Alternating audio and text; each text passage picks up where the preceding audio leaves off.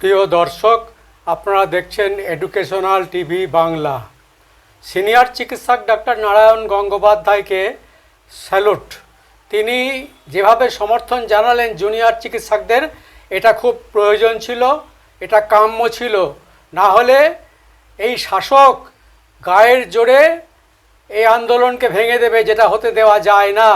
আপনাদের সমর্থনটা খুবই দরকার ছিল, ঠিক কাজ করেছেন।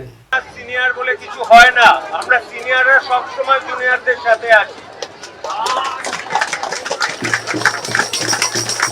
আজকে যদি একজন জুনিয়রও সাসপেন্ড হয়, আমরা সিনিয়ররা ওপিডি ওয়ার্ক তুলে নেব।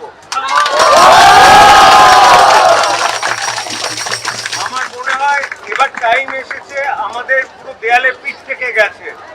এই অবস্থায় যা করার করতেই হবে।